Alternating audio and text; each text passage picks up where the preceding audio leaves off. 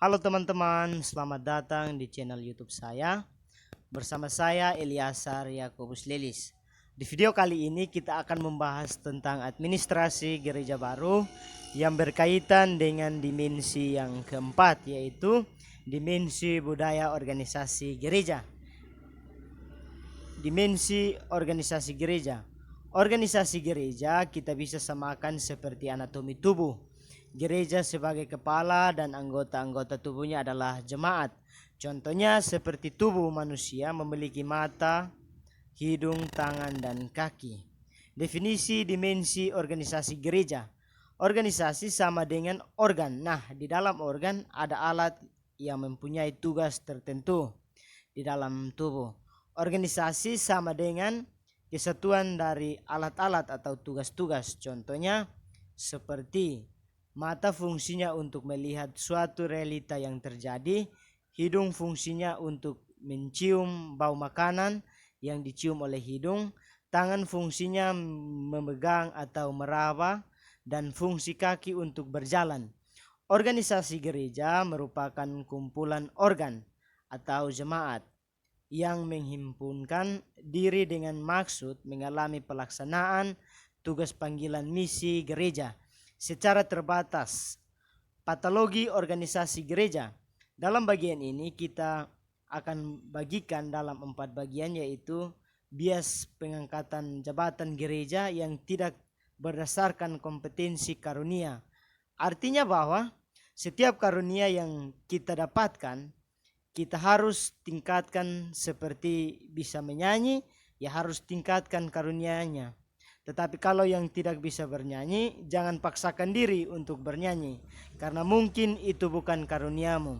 Yang kedua, bias otoritas posisi versus otoritas fungsi.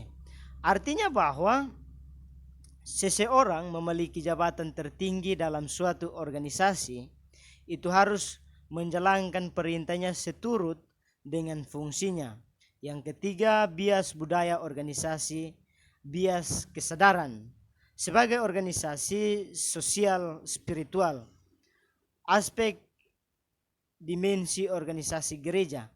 Ada 5 hal yang terkandung dalam organisasi gereja, yaitu aspek roh sebagai keutamaan dalam menekan kehidupan bergereja.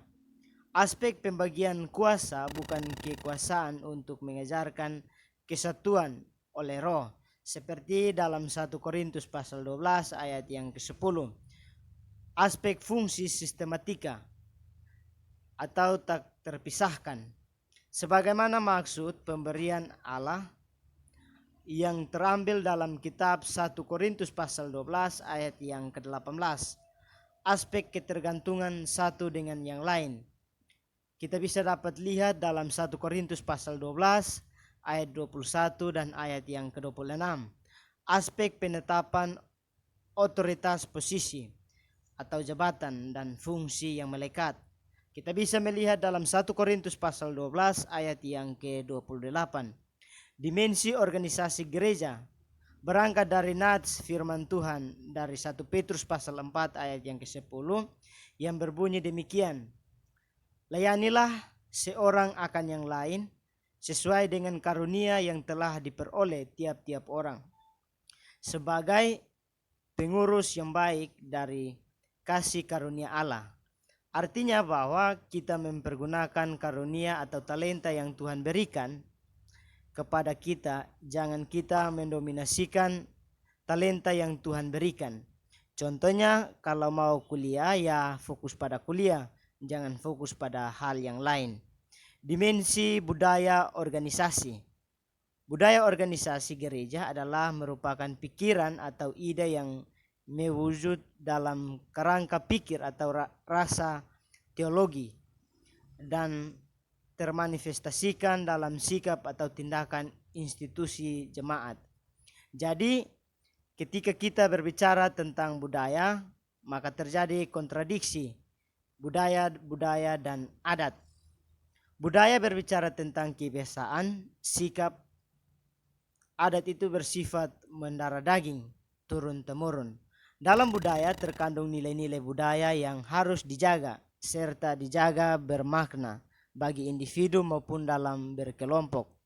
Penelitian terhadap nilai-nilai budaya menjadi hal yang sangat dibutuhkan ketika kita mencoba memahami budaya organisasi gereja.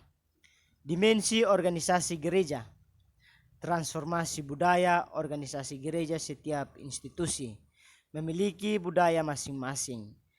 Bagaimana sebuah transformasi dapat dilakukan transformasi budaya organisasi, dapat dikatakan bahwa gereja melakukan sebuah revolusi atau perubahan dari waktu ke waktu.